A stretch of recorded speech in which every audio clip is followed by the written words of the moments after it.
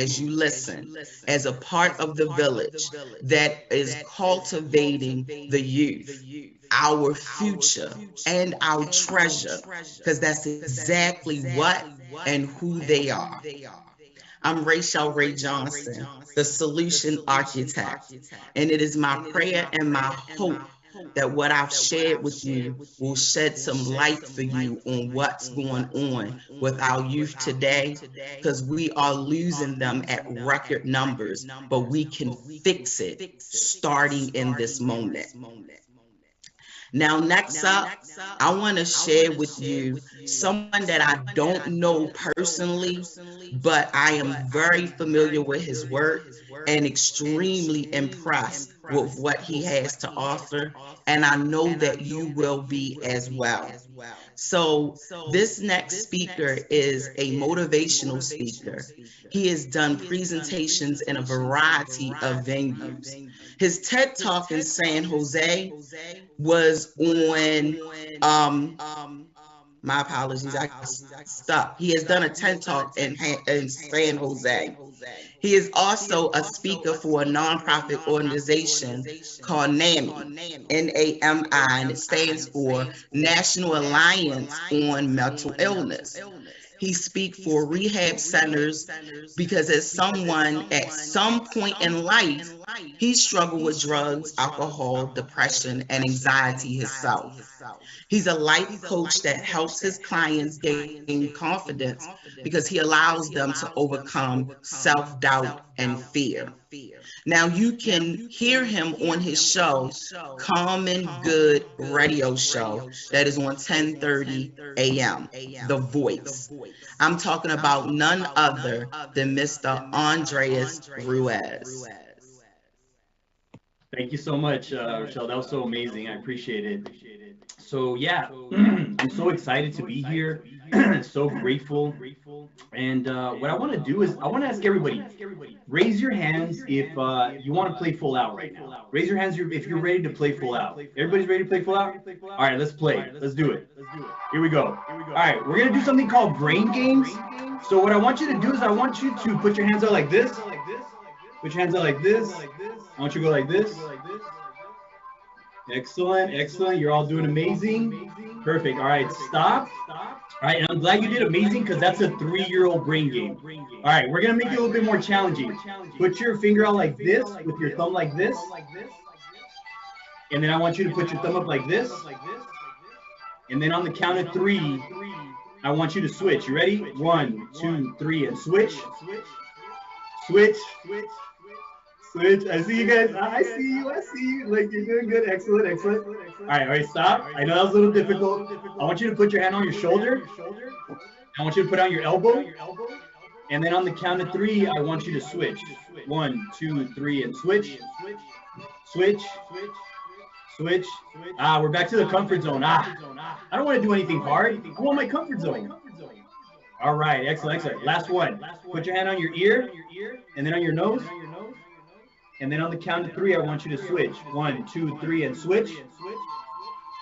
And switch. I see some of you are like, wait. What am I doing? Switch. Excellent. All right, cool. Thank you all for being so willing to participate. I appreciate you for that. So the reason why I had you do this was I wanted you to connect some parts of your brain that maybe you haven't connected in maybe a week, a month, maybe years. And so I remember that for me, I wasn't connecting a lot of my brain back in the day. So I'll just tell you a little bit about myself. Before I was doing motivational speaking and coaching, I was working at a job that I hated. I was struggling in life. I felt like I wasn't worthy. You know, I only had a high school diploma, and I would compare myself to family, friends who were doctors, surgeons, lawyers, you know, that were certain of what they wanted to do with their lives. And me, I didn't know what I wanted to do with my life. I was bored. I was depressed. I was feeling anxious. And in order for me to deal with my depression, I was drinking alcohol. I was taking pills while I was drinking alcohol. I was doing hard drugs like cocaine. At one point, I almost overdosed on cocaine. It was a really scary experience in my life.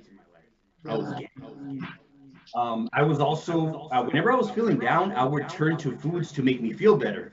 So whenever I was feeling down, I would go eat. I don't know if this ever happened to you. You eat a bowl of food, and then you grab a second bowl, and then a third, and then later on you grab some snacks, and then an hour later you gain some Fruit Loops. And it's like that was me. I was binge eating to deal with my sadness. And now I was weighing 265 pounds, and I was even more depressed because of my physique. And I was telling myself, like, there's got to be something more to this life than what I do right now. I would tell myself, I know that there's more for me, but I just didn't know what to do because I didn't have clarity on what it is that I wanted to do with my future, what it is that I wanted to do with my life. And so for me, I struggled for many years. And I remember one time listening to a great motivational speaker by the name of Les Brown that inspired me. He said, many people will leave the universe without a trace, and under their name you can put not used up. And I said, damn, that's me. I didn't know what I wanted to do with my life. I was lost. And I would tell myself, I got to do something. So then I started listening to audiobooks, reading books, listening to more motivational audios. And that inspired me to do something that I've been wanting to do since I was 12 years old, which was stand-up comedy. So, I mean, quite the trace that I wanted to leave behind, right? Stand-up comedian. So I did stand-up comedy, and I'll be honest, I wasn't very good. Some people will be like, man, you really suck. Like, you're a terrible comedian. And yeah, I was terrible. You could hear the crickets in the audience. People would be looking at me like, no, like really? I don't think so. And so somebody told me, you gotta get better as a comedian. Join a club called Toastmasters. So I joined Toastmasters.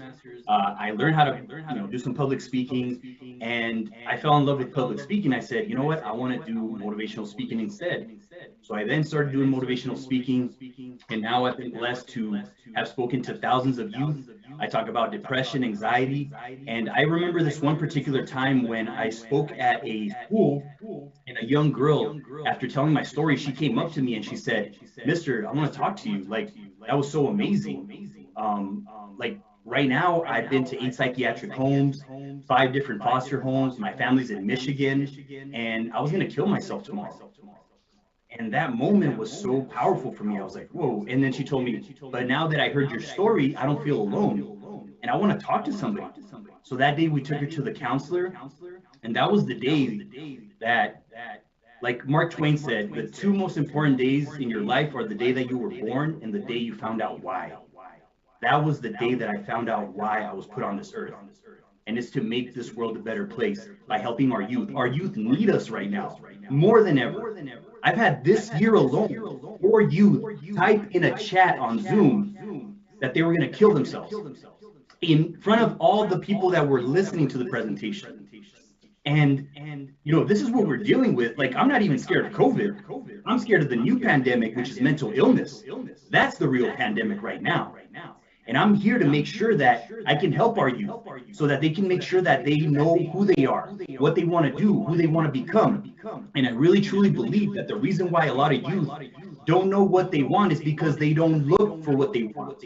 I've had kids come up to me and tell me, my mom wants me to be a lawyer, and they don't even want to be a lawyer. They're just doing it for their parents. Society teaches them of what they need to be. What they need to be is who they want to be. And they don't have clarity. That's one of the biggest reasons why there's a lot of lost souls in this world, because there's no clarity. They don't even know what they want to do. They've been doing things for 30, 40 years that they don't even live. It's like Les Brown said, many people die at age 25 and then they're buried at 65. How many dead souls are walking around with no purpose? This is what we need to do for our youth. We need to help them get clarity of what it is that they desire. So I want to play one more game with all of you. And this is something that I play with the youth. So we're going to do a guided meditation. Maybe some of you don't, maybe some of you do. But I'm going to guide you in a meditation. And I want you to think about right now, what do you want to acquire in the next year, 3 years, 5 years, 10 years? Think about that right now. And I'm going to put on some music right now to guide you.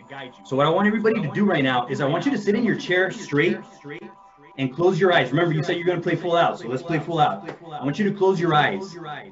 I want you to close your eyes right now. And I want you to start breathing in through your nose, out through your mouth. And as you're breathing, I want you to relax your head, Relax your forehead, relax your face, relax your shoulders, your chest, your stomach, your legs, all the way down to your toes, and just keep breathing. Just keep breathing. And as you're breathing, I want you to think about something that you are grateful for, something that happened to you in the last 24 hours or in the last 7 days. And I want you to think about this moment as if you're there right now. Think about how grateful you were in that moment, what you saw, what you heard, who you were with, the smiles, the laughter. And I want you to step into that moment and feel the gratitude in your heart. Feel the gratitude in your body of how grateful you were in that moment. And just keep breathing. Keep breathing. Now we're going to go into the next phase. I want you to think about that big goal, that desire, that vision that you want to acquire, whether it's in your health, your career, your finances, your relationships, vacationing. And I want you to visualize that goal in your mind. And I want you to visualize that you accomplishing it, whether it's materialistic things, relationships, money. And I want you to step into that moment as if it's already yours. And really feel the gratitude in your body, in your heart, of how grateful you will be once you attain that vision. If you can hold it in your mind, you can hold it in your hand. It's already here in the universe. It's already yours. It's just a matter of time until it gets to you. And just keep breathing. Who would be proud of you? Would you be proud of yourself? Think about how grateful you would be once you attain that goal, that dream. And just keep breathing. Keep breathing. On the count of 3, I want you to open your eyes. 1, 2, 3. Excellent. So this is some of the activities that I do with the youth so I can help them gain clarity of what their heart desires. And I know that you desire something right now in your life. So what I want to ask you is, what is the tiniest step that you can take right now to acquire that goal, that desire? Many times we look at that big mountain that is so far, but we don't often look at what's the first step. We get paralyzed by fear, by overthinking, and then we drain our energy with so much overthinking that we don't even take action. We could have spent that energy on doing the work. And this is what happens with youth. They overthink, they don't even know what they want to do, they get anxious, and then they numb themselves with Netflix, they numb themselves with social media, they numb themselves with drugs, alcohol, with activities that don't even serve them. Why? Because they don't have clarity. And you know what? Like all of these youth, they have so much potential. All of you have so much potential. You have greatness within you. It's just that sometimes we don't tap into that potential, that greatness. And the world, they're waiting for you. They're waiting for your greatness. But if you never look for them, you will never find them. So I want to propose to you today, what is something that you're going to do this year to make a difference in the youth, in the world? Because you have greatness within you. Don't you ever forget that. Thank you so much. All right. So next we have an amazing speaker. This woman is so amazing. I love her attitude, like her attitude, her smile. She's just such an amazing person. Like ever since I met her, I was on her show, and so grateful for her. She has an amazing show. She's the founder of Bar KB, Your Own Hero, has her own self-help book. She does public speaking, and she's got coaching programs. I mean, this woman is a powerhouse, and I have been so blessed to meet her personally. And with that being said, what I'm going to do is I'm going to introduce to you Miss Bar K. Amaze. Welcome. Okay.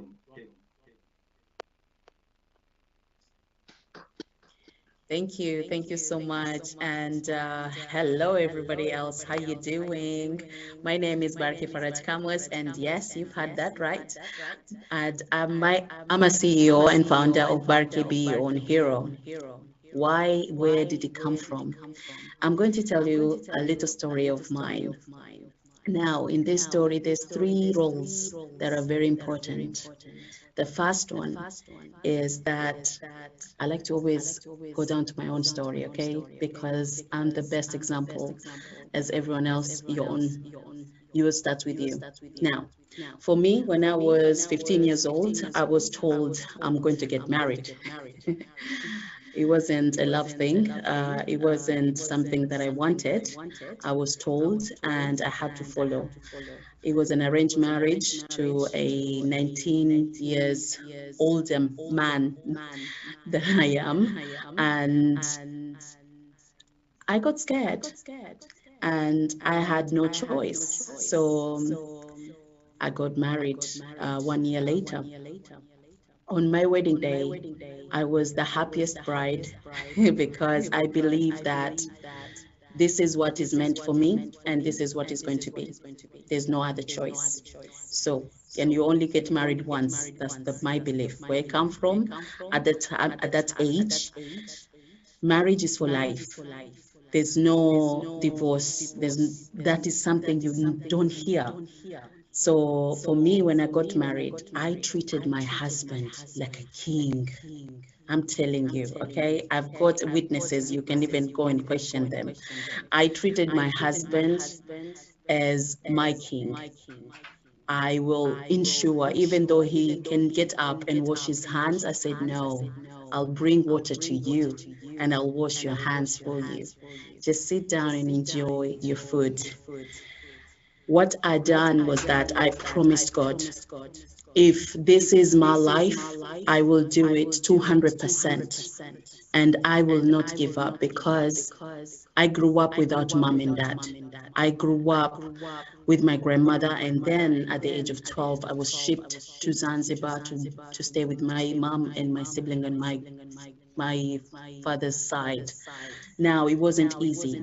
And with that, having my own family, it felt like a jewel. And I wanted us to be a unit because I didn't have that. But guess what? My intention, role as a mother, I was committed and I was there like, yes, this is it. So what do I need to do? And I became a solution-oriented mother, wife. I don't know about the woman bit yet. I wasn't sure about that. But on those two roles, I'm ready. I'm a superwoman. I can handle anything and I can take anything. Whatever you bring my way, yes, let's take it. Let's do it. Let's make it happen. That was my attitude. But what happened is that my husband at the time, all he comes to me with negative. Everything he says no, I say yes. Let's make it happen. Come on, I'm gonna show you. God, this is the way to do it. And then we getting on like chalk and what's the other one? Um, it didn't work. Okay, everything is like this person says yes, this person says no, but we're still getting on because what is important? Family unit for me. And with him, we sit down one day. I love watching movies. He will complain, you're watching too much TV. He will take it out to the sky. And okay, fine. Remember, I'm the kind of person who always think about what I need to do. How can I resolve this? Started reading books. Oh, you're reading too much books. It's not good for you. You know what you're doing is not nice. Okay, he puts back the sky. Okay, go back to the sky. Watch the sky. What happened is that I was doing the best I can, but my biggest thing or my biggest attention was my children and my husband. That was my life. When they were young, I was a housewife until they started full-time school. After they started full-time school, I became the kind of mother, okay, my husband all complains all the time, I have to work. Okay, fine, I went and started working part-time because my hours or my time, it started became like, because I have to ensure everyone else is being looked after. I have to sacrifice everything else. So what happened is that now I had to work when the children are in school. When the children became full-time school and they started secondary school, I started putting more hours. For me, going to work, it was kind of like a holiday. I feel good. I love it. It's fun. But what happened is that at the age, my children were 11 and 12, my daughter started going to school more often, in a way that I'm talking about like early in the morning, making sure she goes like breakfast club. At the evening, she will go into the school clubs. She will ensure herself, she will make sure she register for all the sports and all these things, so she doesn't stay home because I'm not home. And my son, he changed his behavior because he started eating in school without me knowing. I thought he was eating with the food I'm providing. He was actually start selling that meals that I used to give him, and he used to go and buy snacks, and that's what he was eating. I didn't.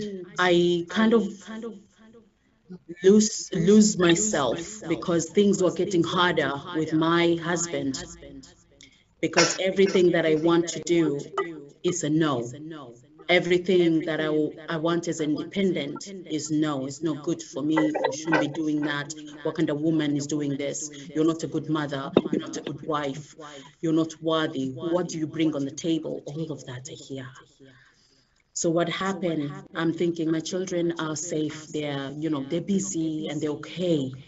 So when we argue at night, they are asleep. They won't hear this. So what happened is that the time came and I was started seeing that I'm not scared of him anymore. And he started using that same abuse to my daughter.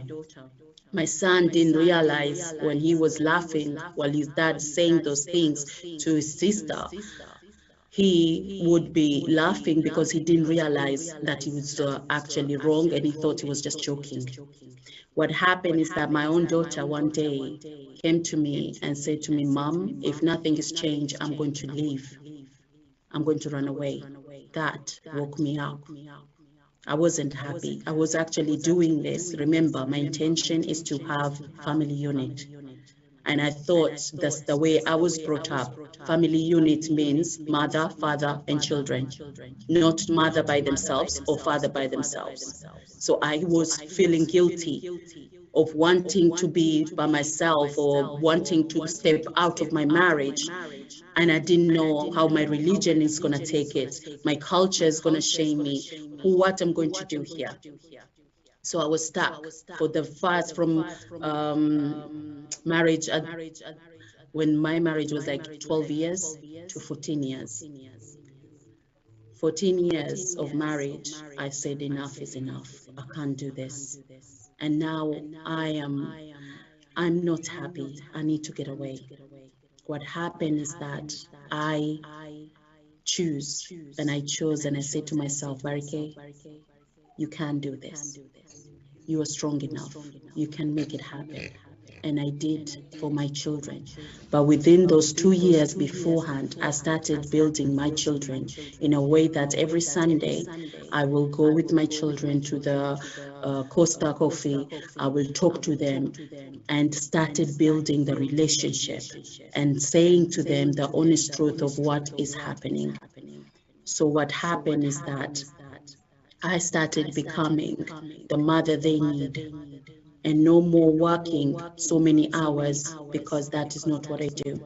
But what I want to say another role is that the charities or the youth centers and all these places that they joined with the school and others that with, by themselves, individually as private, they help my children and help my daughter to be and to stay in that better place rather than going in, gangs or doing other things. So I'm proud of that.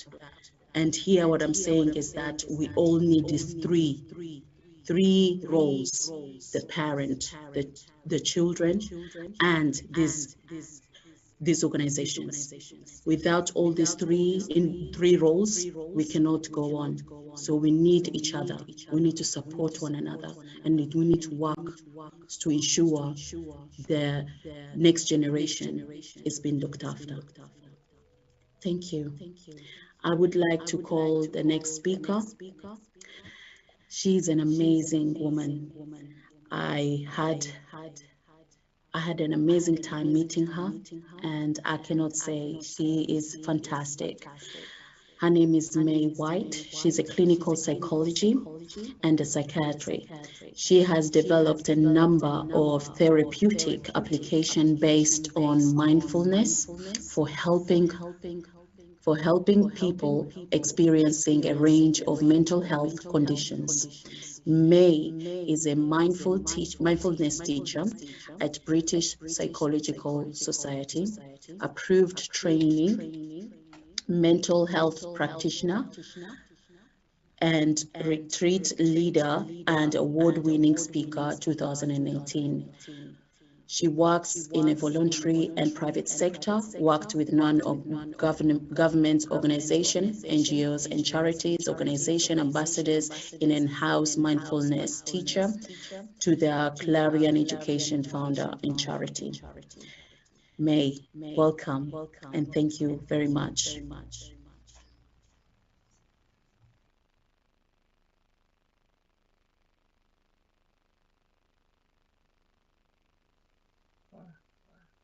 Good evening, everybody that's joined us. Thank you, Barker, for the introduction. Thank you, UNISA, for inviting me to be part of Fit for Purpose, Saving Our Future Generations, and Kamara Youth. Now, I want to ask, or I want you to think about graduation day. Has anyone raise your hand if you've been to a graduation? It could be your own graduation or graduation of family, friends.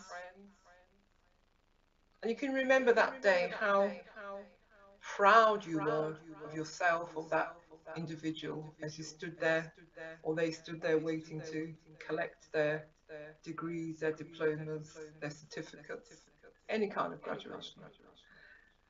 And then reflecting on the journey, that journey for yourself or for that individual to be standing there. And it wasn't always an easy journey. There were times it was difficult, times they wanted to give up, times they struggled, times they felt elated when everything fell into place. And you know how hard, not just that person's work, but everybody in that person's life has played some part into getting them to that day of receiving that diploma. When I reflect back on my own journey and my own learning, I remember those days. I've been to many of my own graduations and subsequently the graduations of my children. And I know the effort, the hard work, the struggle, the battle, the input that you give to keep them motivated, to keep them on track, to keep them going. It's a difficult journey, but also the feeling of elation and celebration and relief and being proud that they've achieved a goal that you've helped them to achieve. So, as part of my work, my background is in mental health. I am a mindfulness coach. I teach existential psychotherapy, and I use the tools of solution focused work to work mainly with young people, but also in the mental health setting for people to rebuild their lives, develop their goals, and transform their lives in whatever way they feel that they need to.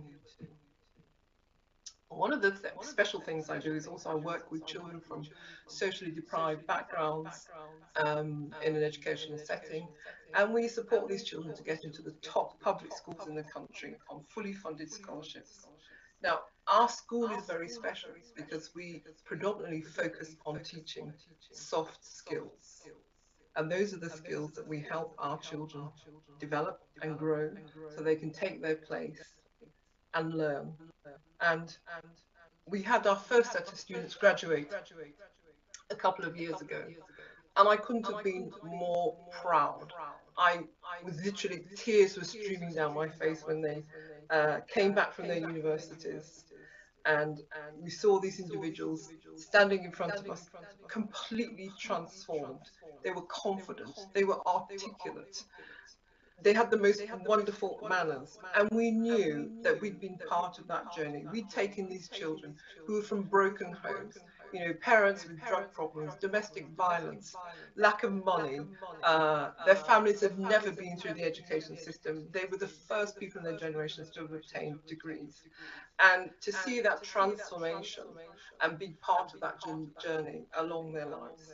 And you knew that you were releasing out into the world individuals that had not only transformed their own lives, but were going on to transform the lives of others. And then as I stood there with watching these individuals receive their degrees and their diplomas, I just reaffirmed to myself, this is why I'm here. This is what my life is about.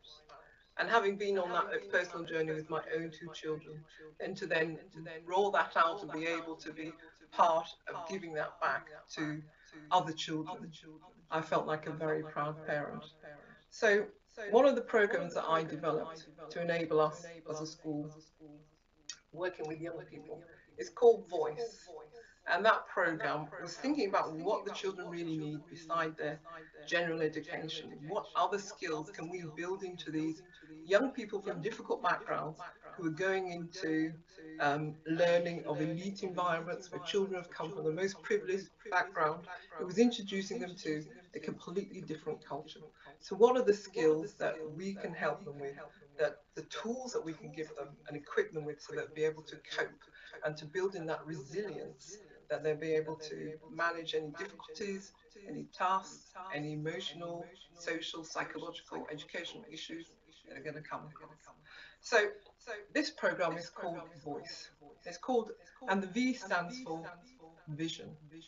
Before any learning can take place, any learning at all, you have to have that spark, that dream, that imagination. So some of the children would come to us and their parents knew they wanted something better for them, but the parents didn't even know what they wanted for the child, let alone that child knowing what they wanted for themselves. So we'd work on that idea of vision. We'd play, we'd use our imagination. Let's dream, let's think about what you'd like. Write down anything you could like. In your wildest dreams, do you want to be an astronaut? Do you want to fly to the moon? Do you want to, anything? So it's about helping children find that vision, that spark, the something that they love that will take them to the next step, that will engage them. So then once we work on that idea of vision, then we encompasses using their imagination. So it's getting children to turn on their imagination, tap into that part of themselves that perhaps they haven't really been encouraged to use. And being able to imagine is to be able to dream, and just giving them that space where they can start to dream and feel that that's an option. Then the other part of that program is called the O. So further down the line, when we've done a lot of emotional work with the children, we've worked on teaching them emotional language to be able to articulate their inner world, which is really important, because if they don't have the vocabulary, they can't express what's going on inside. So we work with children to enable them to understand their feelings, to express their ideas, their thoughts, and to be able to put things out on paper as well as expressing it verbally. So once we've managed to get to that stage, we then start looking at objectives. So we talk about what an objective is. What is that? What does that mean for them? And that is setting a goal or an intention.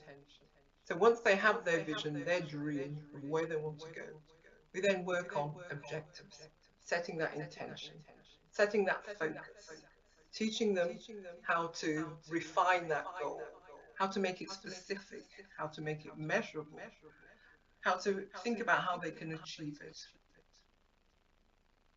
So we work on that and work on the different skills that they will need to be able to put their objectives into place. Then the next thing we work on is implementation, the process of putting down or a plan of how they're going to achieve that goal. So whilst we're doing that, we're looking at cognitive skills, we're looking at thinking skills all the way through this plan, because they need to learn how to think. Why? How's that possible? The process of thinking and the process of developing ideas. And then we talk about C for commitments. What does it take to achieve the things that we want to achieve in life? What does it take? So we look at the idea of commitment. It involves dedication. It involves staying power. It involves discipline. It involves sacrifice. So we look at commitment. What does it take? Emotionally, what does it take?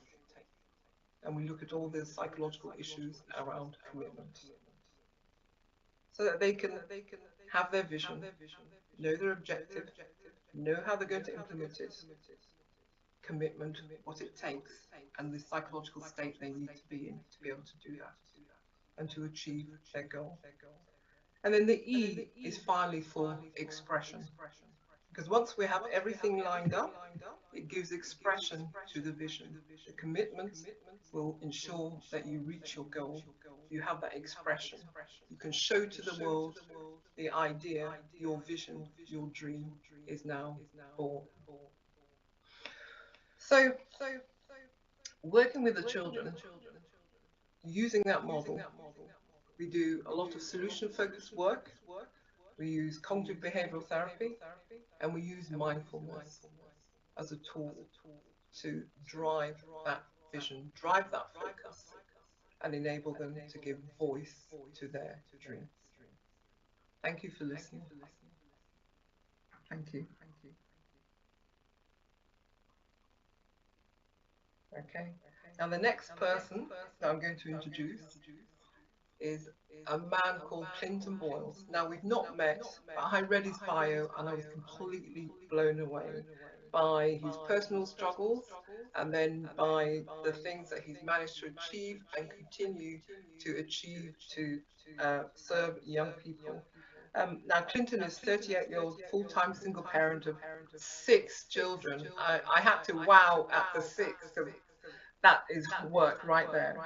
And he has 2 boys and 4 girls, 13, 8, 6, and 1, and 2 boys.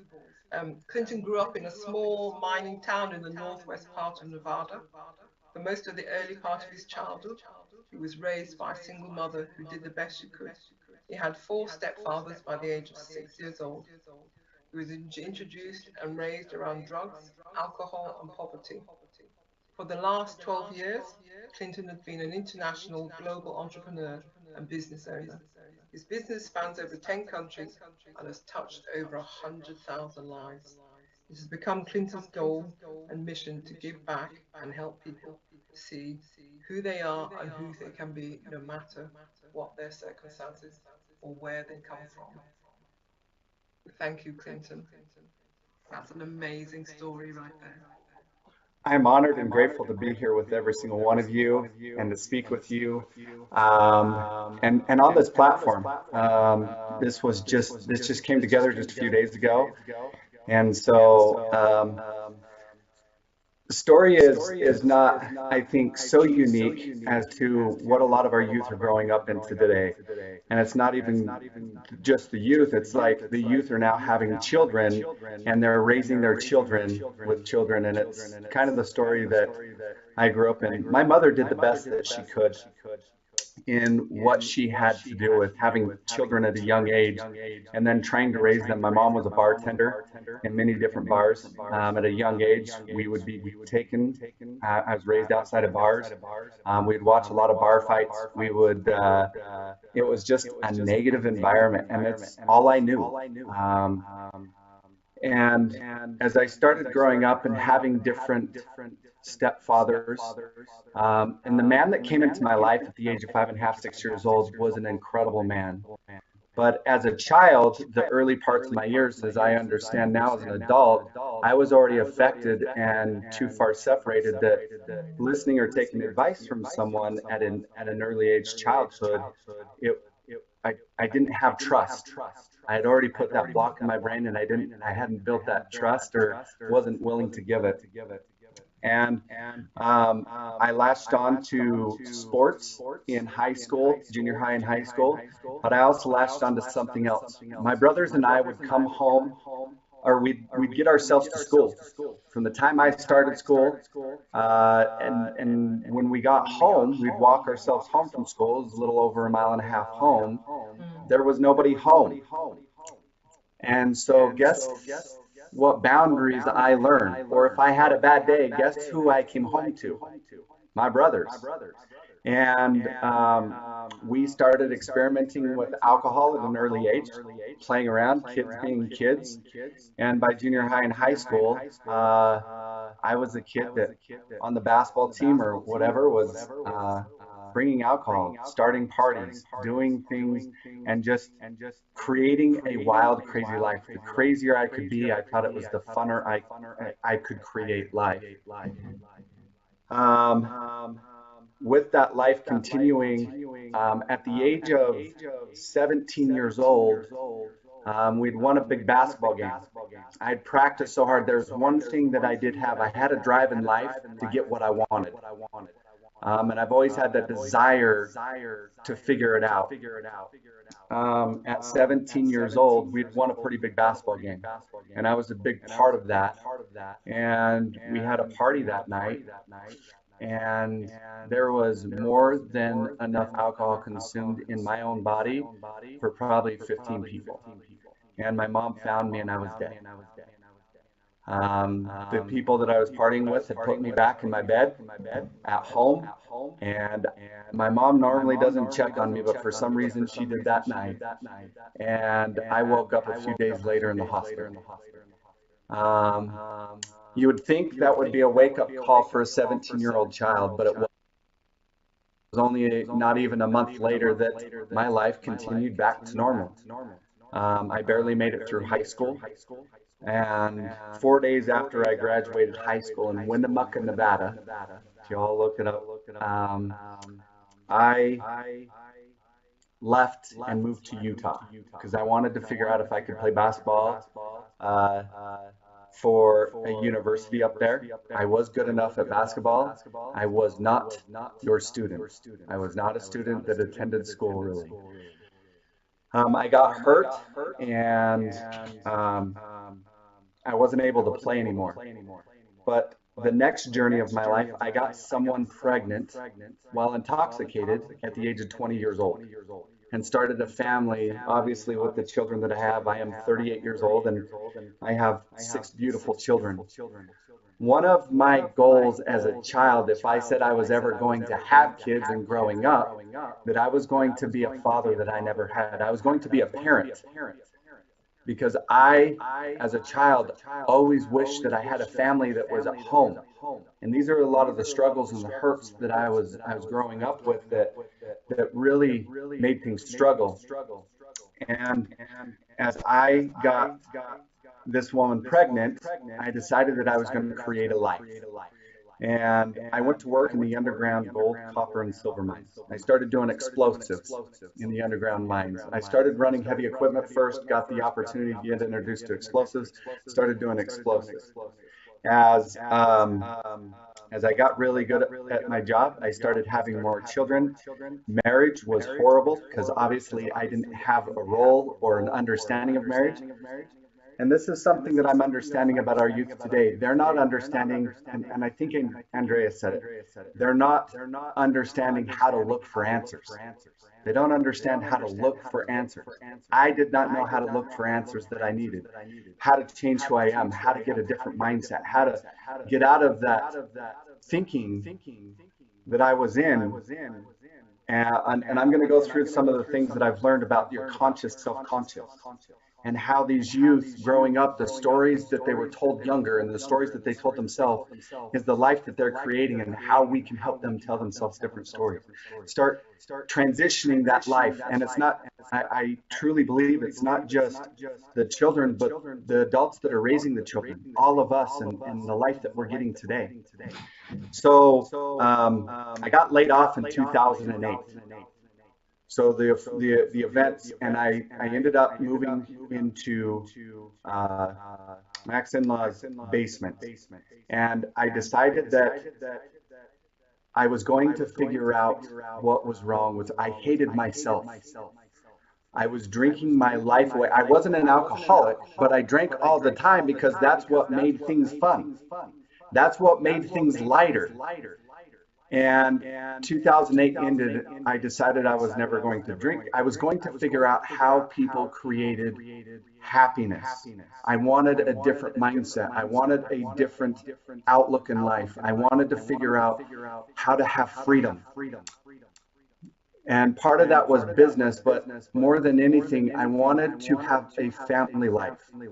I wanted to have that relationship with my children that I have dreamed of, because I didn't have, I was working, when I was working in the underground mines, I was working for 60 days straight and I'd come home for 7, because home life between my ex-wife and I was very, it was strenuous, not only on her and I, but the children. And I grew up in that world, and that's the last thing I wanted to create in those children's world.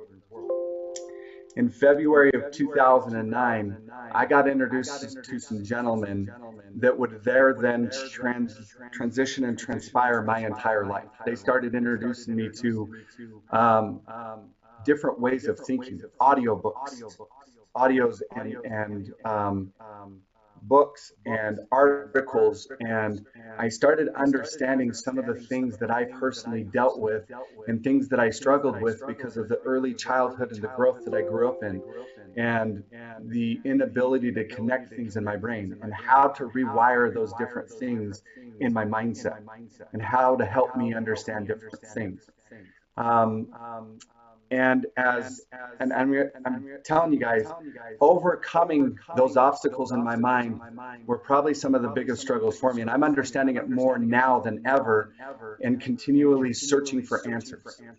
When we start, there's things that we know, there's things that we know that we know, there's things that we know but we don't know, and there's things that we don't know that we don't know. And as I've listened to you guys on here today, there are things that I've written down that I'm a note taker, because I want to revisit those things. And I want to continue to grow and learn how to teach other people the things that you guys know, the things that I've learned and grown upon, to transition my life at 38 years old, to wake up every single day and raise my children, be a part of their life every single day, a positive life, and help them. One of the things my 13-year-old daughter is learning is how to speak to herself. She kept saying one day, "I'm a failure." She kept screwing up on things, and I said, "Well, I've got something for you to," and I say, "You say that word one more time," and she said it, and she sat down, and I gave her a book, What to Say When You Talk to Yourself. Something that I am very sensitive about is my own children. You know, as you talked about losing your son, I couldn't imagine losing a child at a young age, or my mom maybe waking up after something happened to me. But one of the things that I want to share with you last is one of the things that has really hit me about your conscious self-conscious. And I truly believe in our youth, and I've really tried to teach this to my children. My children are absolutely incredible, completely different than myself. My 17-year-old son doesn't know drugs or alcohol.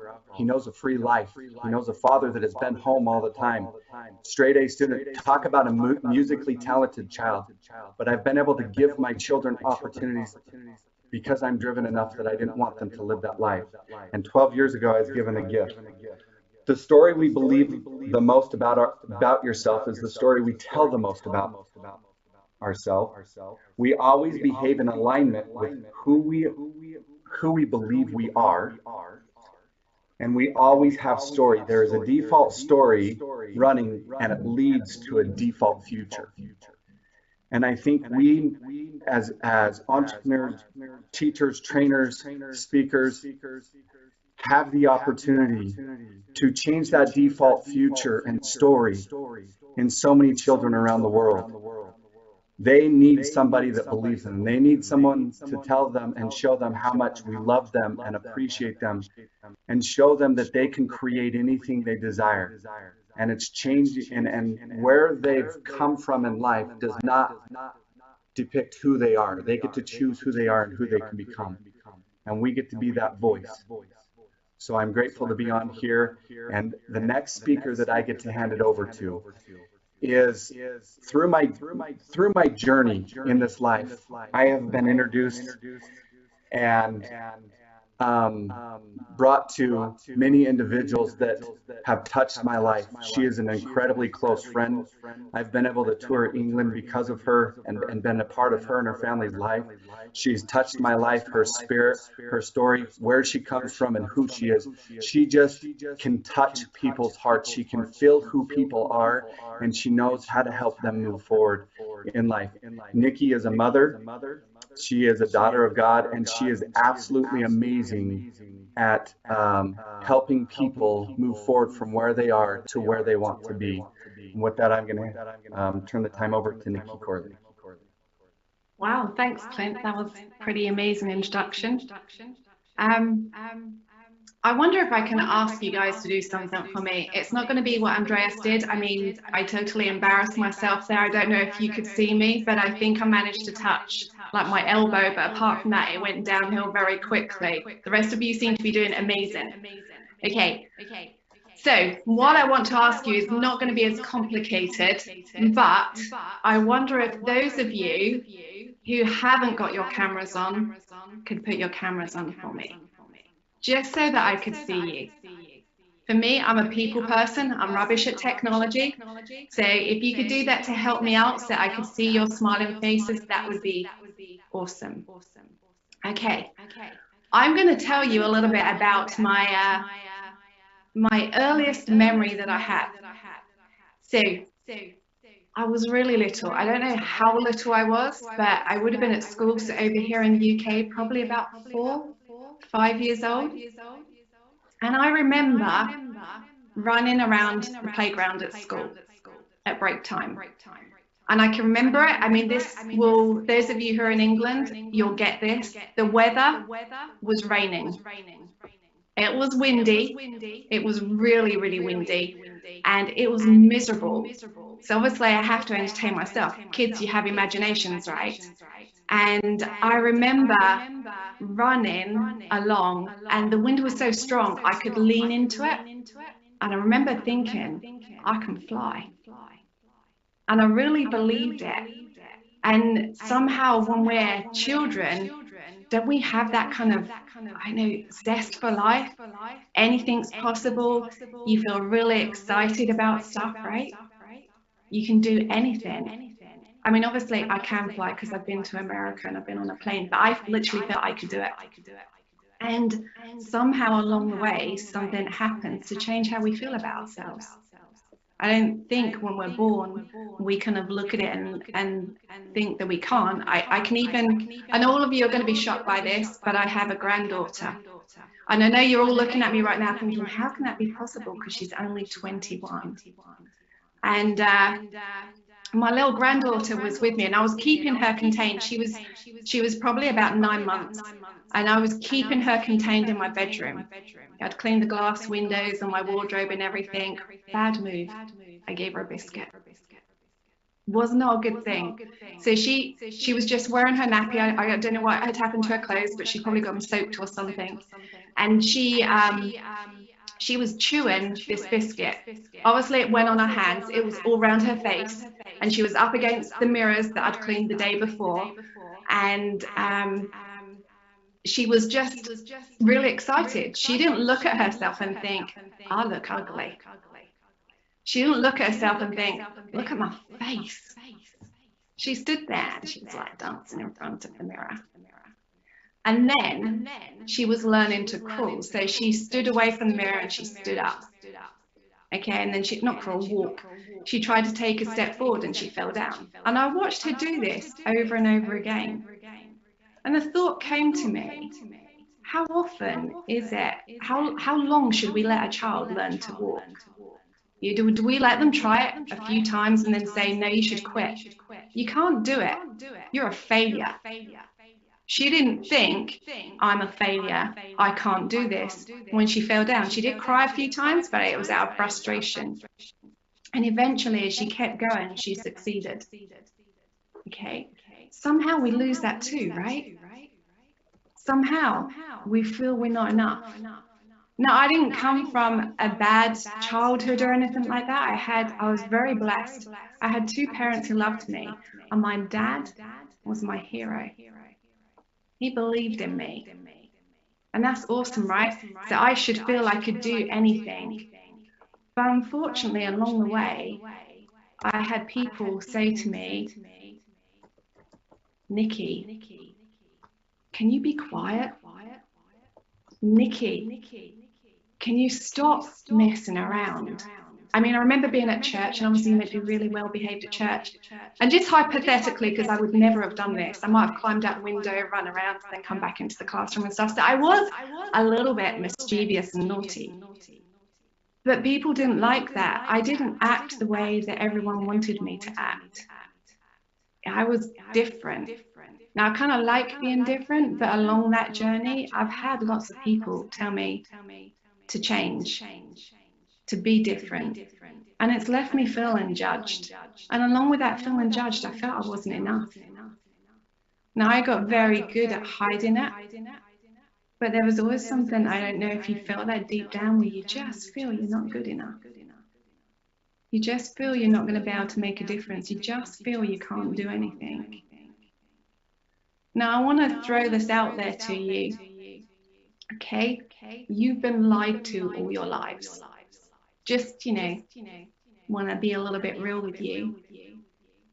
Because that's not true. The things that I taught myself, or I'd allowed people who were close to me to say to me, even they were just small, like over and over again, that I wasn't enough. It's not true.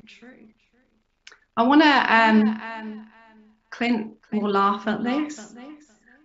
Okay, when I was 21, I tried doing a sit-up. Okay, now at 21, which is obviously last year, you're quite fit and toned, right? Okay, and I tried doing this sit-up and I couldn't do it, right? I couldn't just sit up. Everyone else could do it. I couldn't. I had to kind of roll around to the side to sit up. And I was talking to two of my kids at home here, and I was saying to them that I couldn't do it. And I tried to do it because I thought I'm fitter now, right? So I'll be able to do it. And they said, I said, I still couldn't do it. And they said, yeah, of course you can, Mum. You can do this. Now, bear in mind, in this time period, I've been working on my thinking, right? I can do anything. So I'm laying down on the floor. They're saying, get down on the floor, Mum. I'm like, no. They're like, Mum, come on, just lay down. You can do this. I'm like, no, look, just trust me. I can't do it. Okay, they made me lay down on the floor. I'm laying down on the floor and I try and do the sit-up. And guess what? My body's still laying flat on the floor. And they're like, come on, you can do it. You can do this. And so I tried again. And my mind was there, but my body was still on the floor. So they said, try this technique. And I did it. I tried. And it still didn't happen. My body was still on the floor. I got about 2 inches off the floor this time, which was a bit of a result.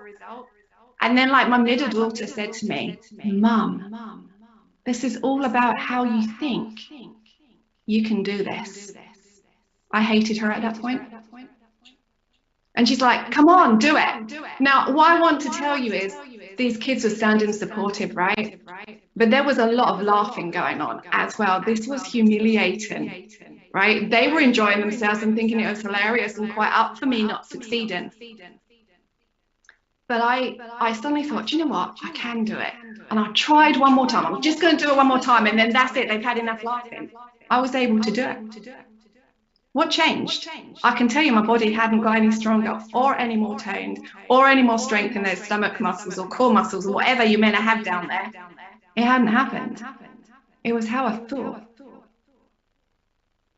I don't know if any of you guys have heard of the story of Roger Bannister and the 4-minute mile. They all said that the 4-minute mile was impossible. It was in the 1950s, and they said, you know, your heart will explode, no one can do it, you just can't do it. And this guy tried to do it a few times, and he failed. And then he did it. So they wanted to interview him and find out, you know, what was it that he did? Was it a certain type of training? Was it what he was eating? What was it? And do you know what he said? He said, I visualized it over and over and over again. So my question to you, what can we do? This isn't just for the youth. The earlier that everyone can learn this, it's for all of us. What can we do if we learn to, not just do those sit-ups, which I haven't done since, but if we learn to work consistently on our mind by listening to people like these incredible speakers. I've been blown away by the things they've said. I hope you've taken notes. I know I have. They've taught me things that I haven't known. They've touched my heart. Can we make a difference? Can each of us say something and be that support to one another, make a difference? Can we listen to other things? When Andrea said about Les Brown, he's awesome, one of my heroes. And the message that I get from him, there is greatness in you. Do you know, if we believed that, just that one thing, if we believed there was greatness in us, nothing would be impossible. If we told one another, sometimes the hardest thing is your life has been so difficult, it's hard to feel that there's greatness within you. Even though you can hear stuff and learn stuff, what if you listened to people who taught you that? What if you surrounded yourself by people who thought like that? What if you could find someone who believed in you, who saw things in you until you saw them in yourselves? I'd like to leave you with one more question. Do you know what really makes a difference? I'm so grateful to Yunisa and the person that he is. I'm grateful for the strength that he had when you lose someone like that. And instead of wanting to go do something really bad, he got to the stage where he took that pain and he wanted to make a difference in people's lives, that he's putting this event on. Because what if he could just make a difference to one? Now, all of you on here, you've heard many messages, incredible messages that some of you would have felt in your heart. What if you made a decision today to do something, whether you contacted one of these incredible speakers, whether you contacted Yunisa, but you made a decision to find someone to work with, or Les Brown, I don't care, but make a decision that your life from now on, not tomorrow, but from this moment, it's going to be different. And you're going to do everything to work on your mind, to build it so that you can believe how incredible you are, that there's greatness within you. I just want to leave you that thought, because ultimately, Eunice has put on this event. He's got incredible speakers that are so heartfelt, who have brought so much and brought messages for you to hear. But it's down to you what you do with that. It's always down to you. You can do the impossible. And that's just the thing that I would like to leave with you. And I just want to introduce Felicia Johnson. So she is awesome. I might have done a little bit, we have this little bio that tells about speakers, and I haven't met her.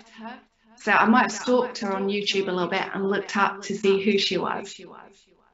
She is someone, and sorry Felicia, your bio is amazing, but she's someone, from talking to her, which I did for a little bit before we started, that is so full of life.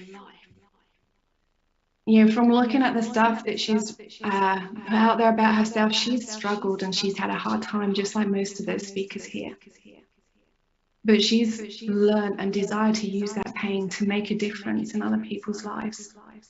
She desperately, and all her life is put into just putting into other people. So I'd like to pass the time over to Felicia, who will do an amazing job and touch your hearts just like everyone else. Thank you. No pressure, Nikki, no pressure after that intro.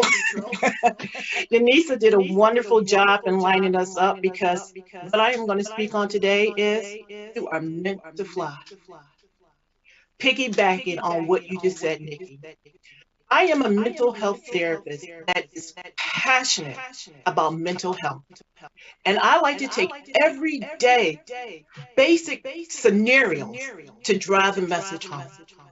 So the one thing that I like to tell my clients, especially the adolescents, is just imagine a cargo plane trying to fly down the runway. It starts off slow and it builds up momentum. But just as it gets ready to take off, it dips down. And the pilot is trying his best to navigate because he understands his destination. But the plane is dipping down because he's got some heavy cargo that he's got. So he's trying to rev up again and try to fly again. He understands the destination, but the plane is still heavy with extra cargo. So the pilot has to make a decision. Do I change my course, or do I unpack? What do I do to get to my destination? We as children or as adults or adolescents, we are the pilots that's trying to fly off into our destination. But sometimes we get cargo that is heavy. That could be depression. That can be anxiety. That could be bipolar. That could be molestation. It's all these things that we are carrying with us that keep us from flying high. So what do? We have to learn how to unpack those distorted thinking patterns, that stinking thinking. And once you unpack, then you're able to soar towards your goals and reach all those things that you are trying to reach. You move from stagnation into destination. We are who we are because of the experiences that we have had. It doesn't define us, it only helps shape us. But at the end of the day, we are responsible and accountable for our own choices and direction in life. I'm going to let you know it is okay to unpack the baggage that you have that keeps you from reaching your destination. That's why I want to encourage you to reach out to your mentors, reach out to your mental health therapist, reach out to those people who have gone down this road, who can give you advice. You know, the old saying is, if you want to know the road travel, ask someone who's been down that road. So I'm going to just say today, don't be afraid to fly high. Don't be afraid to unpack all that heavy baggage so you can reach the things that you're already destined to do. So with that being said, I don't know who's going to follow after me. I'm waiting for Yanisa to let me know. But what I will tell you is this: fly towards your destiny. Believe in you. Even in the word believe, there's the word lie. Don't believe the lie that others have said about you. Believe in you and reach your goals and your objectives and your dreams. Thank you. You know, one thing that gives me the greatest pleasure is interacting with individuals like you. Felicia, I will be sending you my number shortly. You know, I am honored and sincerely. I see Sean smiling. Sean, listen, ladies and gentlemen, the essence of us being here is making a change. I ask each and every one of you, normally our numbers are beyond 100. We are forward thinkers. We are fit for purpose. We're here to make a change. I encourage you to indulge. I encourage you to get involved in this. We have to understand that these youths, as many of our forward thinkers stated, are in need of us. We have to understand the essence of vulnerability. But before I go any further, we also have to understand vision loss. So it gives me the greatest pleasure to introduce When my son got killed, was taken away from me, this lady spent nights on the phone with me. She said, we need to create a program. We need to find a strategy. We need to do something to support these youths. We normally stick to our roles on this program. But today we're going to make an exception and give Cheryl an opportunity to speak. Which indeed Cheryl has been going through so much, so I must say I'm honored that she decided to join us. And after that, even we will go into the questions and answers. And ladies and gentlemen, I see Brian Kelly on here, and I see some organizations. Juliet, we do acknowledge you, and so many other organizations. I applaud you. Please contact one of these speakers. Internationally, nationally, they will work with you. Do not hesitate. We call them forward thinkers for a reason. They are strategists. Please, let's work together and make a change. Show it's someone that is doing so many different things. She's an entrepreneur. She is just a magnificent human being. And when he says someone that has an ear for listening and can come up with solution and plans, I rely on Cheryl for many things. So it gives me the greatest pleasure to welcome Cheryl Manette. Cheryl? Thank you, Nisa. Thank you very much. And welcome to all our guests and fellow forward thinkers. My name is Cheryl Manette, your vision loss boss. I started wearing glasses at the age of 3 and lost my sight at 43. I am now an international speaker, a business consultant, and the CEO of Vision Navigation Consulting. Today, I hope you're hungry because I'm serving up brain. Now, you're probably wondering, what is the vision loss boss doing serving up the brain? Well, if you're not aware, they are very closely connected.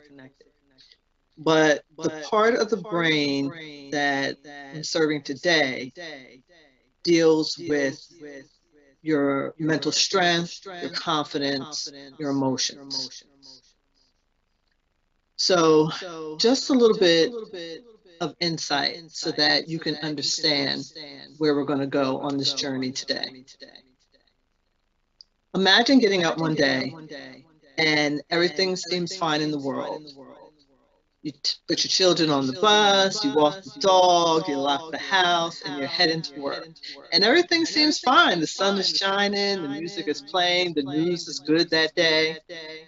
And as you walk into your place of business, within moments of arriving, something is wrong, something is terribly wrong.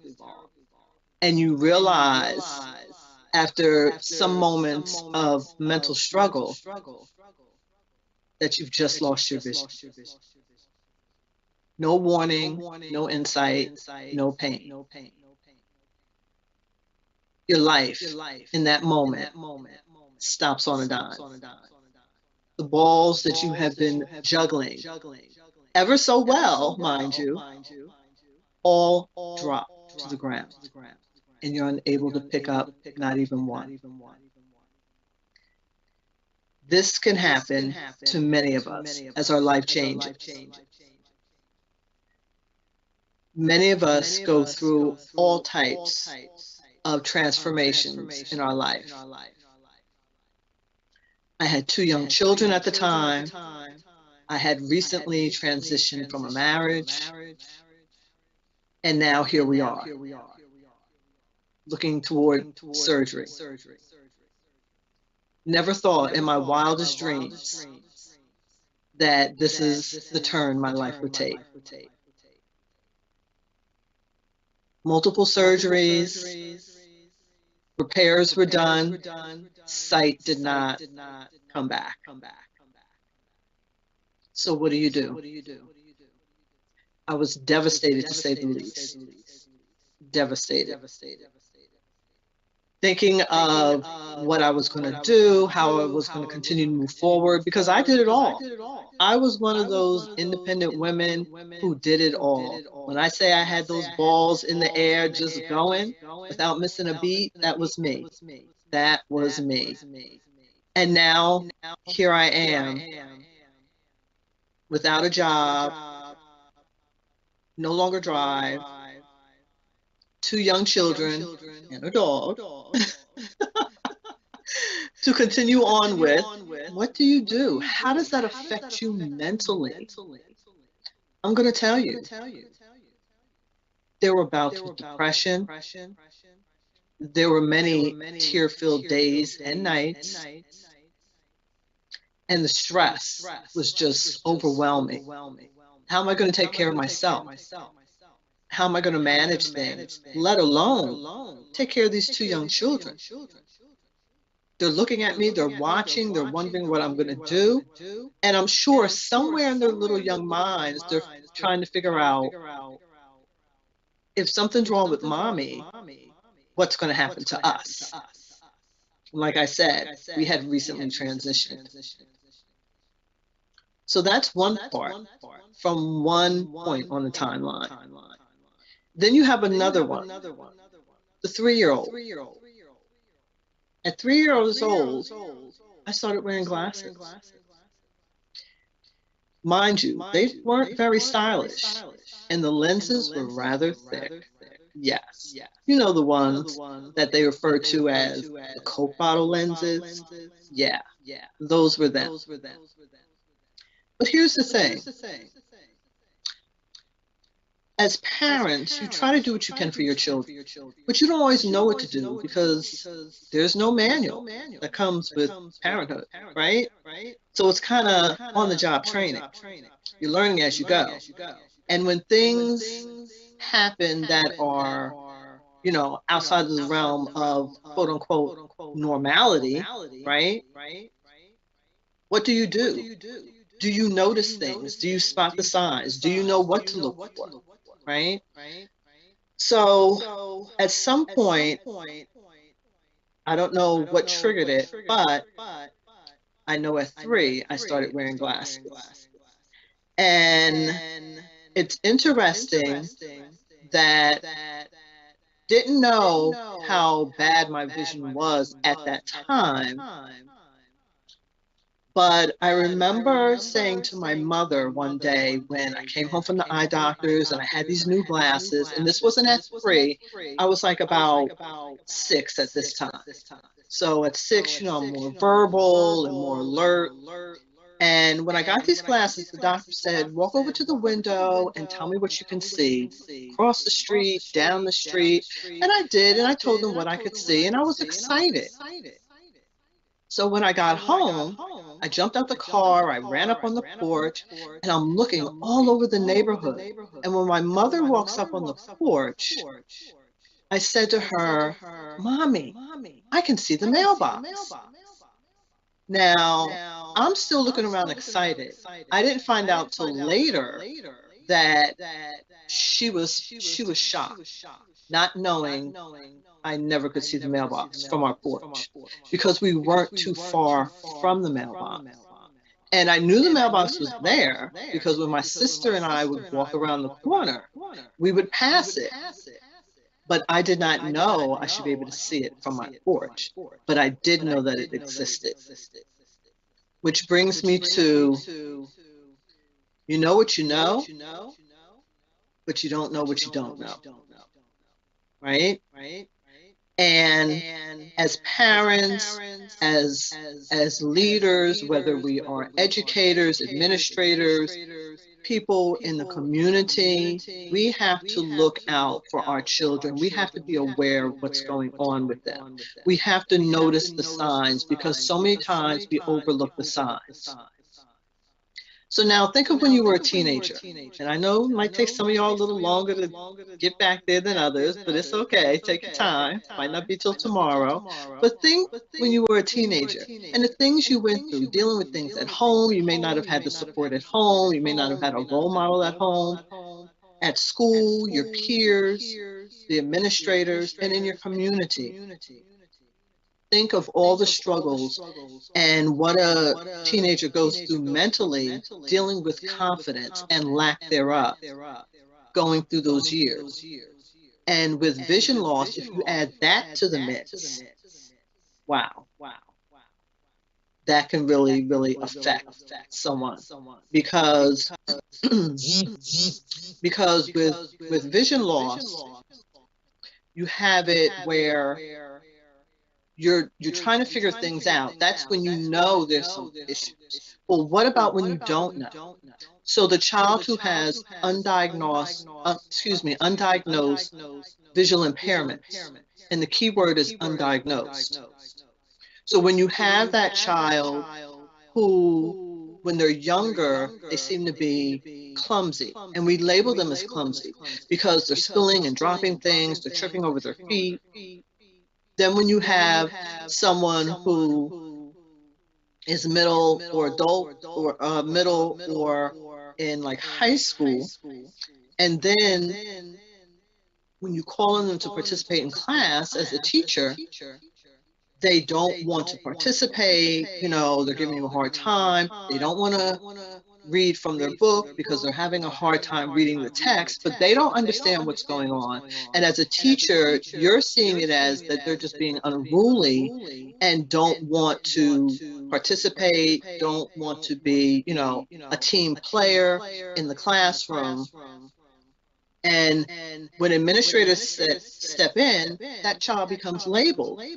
And really, that child is mislabeled because you have some of the brightest children and children that really enjoy learning, but it's just in that environment they don't thrive because of the undiagnosed visual impairment. So a lot of times they're pulled out of what's considered a normal class and put into what I'll call a class for difficult students, because different schools have different names for it.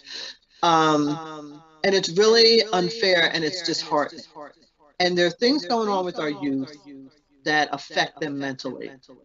So I've been talking with UNISA and come up with a program of confidence building because we need to peel back the layers of our youth. We need them to know who they are and get to the core of who they are and show them how to do that. And then teach them the artful skill of confidence building, giving them the strategies that they can use on a daily basis in order to rebuild themselves, restructure themselves. Because when it comes to the brain, we know certain things, there are certain things we've been taught. But the brain, we can retrain our brain. Let me say that again, because I did not misspeak. We can retrain our brain. Although you have memories, you can switch them out, so to speak. You can archive the old ones and replace them with new ones that work for you, which is what I had to do in my life at this point in time once I lost my vision. But the youth, in order to build confidence, you have to work with them. And it's a layering process. And there can be issues with trust and other things, but you have to get past that to get to them. So that's what it is all about. So connect with Kamara Youth because all of these forward thinkers have so much to offer. Thank you. And Unisa, I pass the mic back to you. Thank you so much.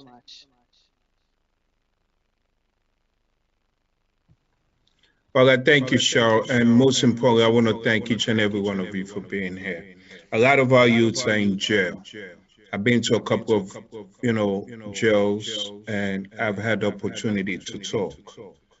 And there's a saying back where I'm from: it takes a village to raise a child, and we are that village.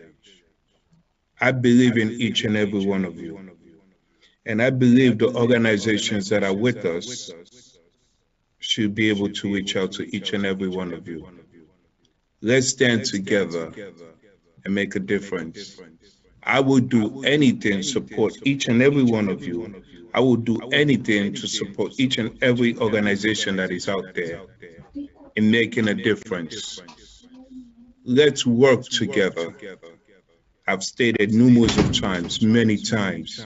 I don't care where you are. I will personally come to you. My forward thinkers will come to you. We are out here to support you. You are not alone. Your organization, company, charity, do not feel as though you cannot reach out to us. Let's strategize together and execute together. I thank you for your time. I'm not going to deviate any further, but please feel free to reach out to any of our forward thinkers. The floor is now open for any questions. Please unmute.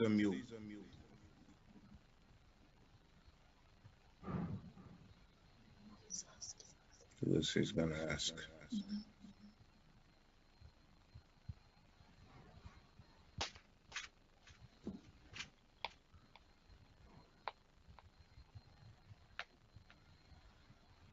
The essence of us to be here, ladies and gentlemen, you're acknowledged as fit for purpose. A fit for purpose individual is someone that sees something that is wrong and willing to make a change. And we acknowledge you. Please do not hesitate. There's no such thing as a wrong question. There's no such thing as a right question. But we are privileged to have these forward thinkers. Ask them any question that you choose to ask. Are they fit for your organization? Are they fit for your company? Are they fit for your what? Feel free to interact, ladies and gentlemen. I think even as well, sometimes it can be really hard to be the first one to say something, whereas I don't have that problem. So I'm just saying, even some of you, I was watching you. As these speakers were talking, I could see you felt what they were saying. I could see you leaning forward and nodding your heads. You know, might have joked around with some of these speakers before we started because we got together beforehand. They're incredible individuals. You saw the messages. You've got the chance to get in front of people like this and ask them questions. If you felt something and you wanted to know a bit more, just speak to them now. And it also means that I shop as well, which is a great thing. Well, prior to this show, we had about 100 and something viewers on the event. And one of the questions that was asked is, if they have someone that they're supporting, and this individual that they're supporting, meaning a youth, a young one, this is going out to all my forward thinkers. How would you support this individual that is cutting themselves and they're not showing it? They're hesitant to show it because they're going to be judged by society. But they're trying to end their life. They're trying to end their journey. How would you support this youth, this organization? What would you put into play? Please, Andres. So from my personal experience, I've coached many youth. You know, right now I'm currently coaching a high school, and a lot of the times what they really need is just to be heard and not judged. So the listening is so crucial right now because they don't trust anybody already. They don't trust their parents. They don't trust the teachers, anybody. And so when you listen and you just say something as simple as, "Thank you for sharing that," I can see that that makes you really frustrated. And that opens up the door for them to say, yeah, I feel really frustrated because this and that, and they share more, and now they feel like they're really with somebody that they could trust. Another thing is, like, you sharing your story opens up the door for them to say, okay, this guy's been through some stuff. I'm going through what he went through. So, and he's willing to share and not show that he's perfect. Unfortunately, there's a lot of people who don't want to seem as that perfect person. Like, I mean, they want to be seen as a perfect person, that they don't want to be seen as they make errors or anything. But then what happens is the kid tries to be Mr. Perfect, Miss Perfect, and then they suffer. They hide stuff because they're like, well, my dad's perfect. I can't mess up because then I'll be judged. So I think that if we were to open up and say, you know what, this is what I've been through too, it'll let them feel heard and feel seen and feel like, wow, this person is human. They've gone through some stuff too. Those are just a couple of things that I do with the youth when I coach them. Unisa, if I could also piggyback on that, Andreas, I think that's great. There were two things that we implemented on one of the programs that I was spearheading, and he's right. The first thing is to give them an opportunity to talk first. But we had, this is primarily young ladies, although there is a rarity that young men cut as well. But in addition to being transparent with them, one of the things we learn to ask is, what do they get out of cutting? Not exactly in those words, but sometimes because they feel out of control, we tend to ask, what does it feel like once you cut? And what are you feeling when you cut? And allow them to express that, because the adults in their lives know the danger. They also start to feel frustration, and that frustration can come out in their tone and in their action. And that just causes the youth or the teen to hide the cutting. And then it just causes isolation and disassociation. So we want to not only allow that personal transparency where we can share what has happened in our lives, where we know we've done things we shouldn't do, but it also gives them an opportunity to start to trust and share with you. I don't want to use this word, but it's true, the euphoric moment of cutting, so that we can try to help them find another outlet that is not self-inflicted abuse. But the second part is to get counseling for them, like somebody that is board certified that can start to deal with that mental block or that mental anxiety. So those were two things that we incorporated in the program that we were doing. I want to piggyback on that too, because cutting is not the problem per se, it's the symptom. So when you're cutting, it's the emotional pain because you want to change the channel of the brain. You want to change the pain. So then you make it physical instead of mental. So one of the things, the person prior to cutting, you may want to ask, what were the thoughts prior to that? There's something that led into that. So if you can get the person to be transparent with you and let you know what those emotional triggers are, and if you can be proactive instead of reactive because they're reacting, then if you can get ahead of it and just understanding what the emotional triggers are, then there's a way that you can actually give them healthy coping skills, because they're coping, but it's unhealthy coping skills. We want to be able to teach them healthy coping skills. Yeah, I agree with everything that's said so far, and they're all kind of valid methods of helping people deal with the issue of cutting. Also, another thing, this is kind of a practical solution in a clinical setting, and you have to really understand that individual and know how and why they cut. But it's also in the idea On facility. giving them back control is actually giving them the tools to cut safely, so they can actually manage what they're doing, and at the same time you're working on minimizing the times they Then cut Arizona, and understanding that's why, in the UK. and working with them to Oh, that reduce that physical activity of cutting, and building in other psychological support systems. So you actually give them some control, which seems a bit perverse, in how they cut, why they cut, and when they cut. So when they start feeling that they have some control, then you can start working on also the other issues as well. thank you very much, May.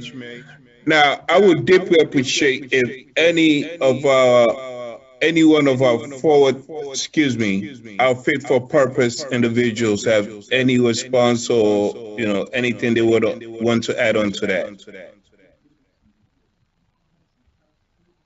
I will say that this is Cheryl speaking, that there was a young lady that I found out was cutting herself, and she was a freshman in college.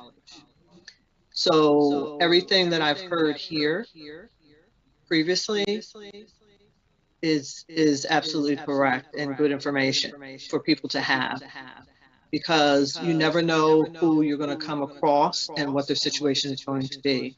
And this young lady, when I found out, I knew her personally, so I had a conversation with her, and she trusted me and she opened up, because I wanted to know, what had provoked this and why she was doing it. And like you said, I asked her, how do you feel, when you're doing that?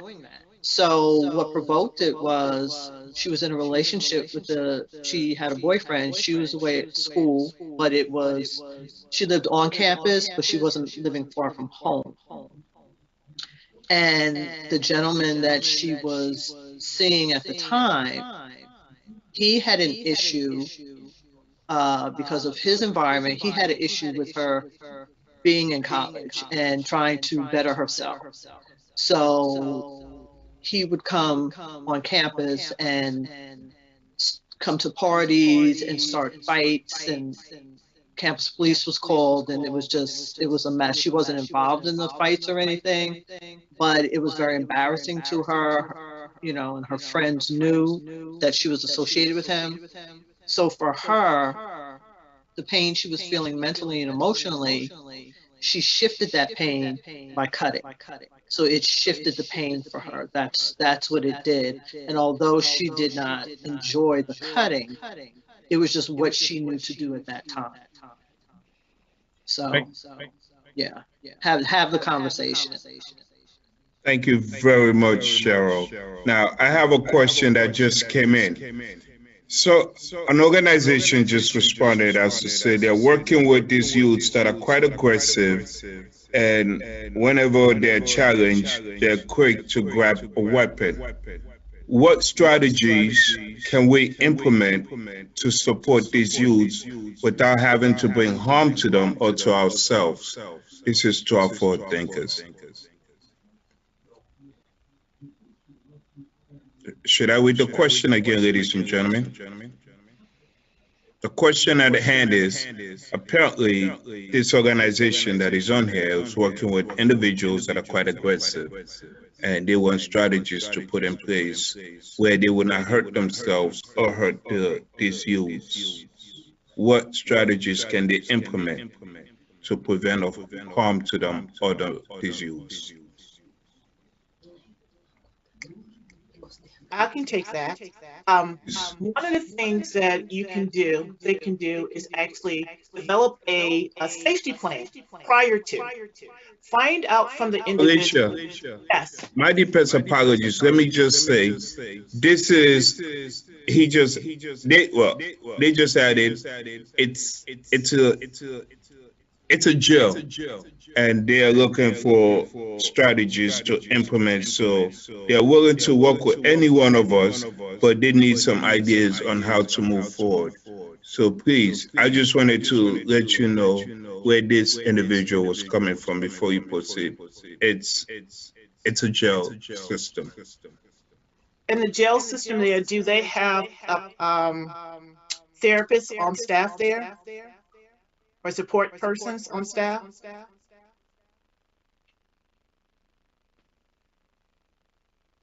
Yes, they do. But they're looking to outsource support because there's been comfortability with the inmates, so they're looking to outsource support.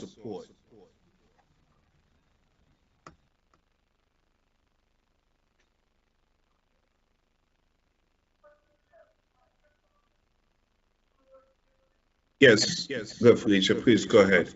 I just wanted to read their response.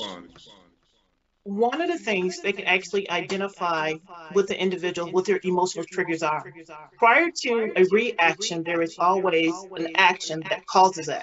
There's always something that leads to that.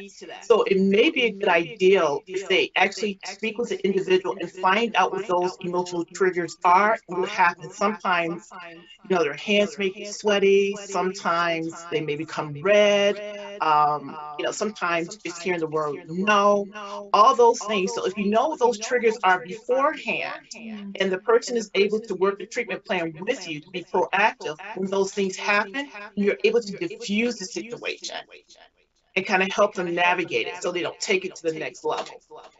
Yes, yeah, I quite agree with that. I think in that situation, um, one would assume that there are individual risk plans for that person, and there may be kind of a one-to-one key working system so that that key worker really knows that individual, knows that risk plan, understands their triggers, and there are regular psychotherapeutic interventions or specific anger management groups, etc., that that individual has access. So it's kind of, what systems are set up in the prison already? What can you build on? What clinical interventions are readily available? What kind of emergency interventions are available as well? And have you got a system like a traffic light system that categorizes the levels of behavior and at what levels, the types of interventions that need to be put in place. Also, you have to kind of look at you know, the culture of a prison is very difficult. So it's kind of what kind of culture are they trying to put into place? Perhaps there needs to be a culture shift in the whole prison, because that then impacts on the individual prisoners. So there may be a kind of top-down approach needed as well as a kind of across the board approach, and then a kind of very specific intervention at the level of the individual or layers of interventions. So there's lots of things that kind of perhaps need to be looked at. It could be the manifestation of individual aggression could be being pushed or fostered by the cultural environment of the organisation. It may be lending itself, could possibly have the potential to be lending itself to kind of further aggression or opportunities for aggression to arise. So it's a holistic approach needs to be taken in that situation. Thank you very much, May. Does any of our fit for purpose individuals have anything to say before I read the last question? Because the questions are coming in, and I don't know why our fit for purpose individuals are hesitant to speak today. Well, because the room is not big enough, ladies and gentlemen, please feel free to express yourself. They always say the smaller the class, the more wisdom we gain. The bigger the class, you might feel neglected or not acknowledged. But now we're so small, so compact, we should be able to interact. So this is perfect. Please. Ask this, please, yes. I have a question before we move on, if that's okay. Yes, Rachel. The system that asked you the question, I'm interested. What is the age, the age range for those juveniles that are part of this system?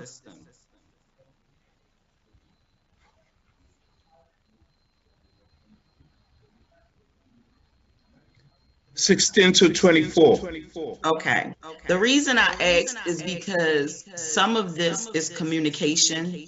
I didn't directly deal with the youth in the juvenile system here where I am located, but I did have some experience with those who are aggressive, and some of them were taught that at their highest frustration, then you involve strength, you involve brute force.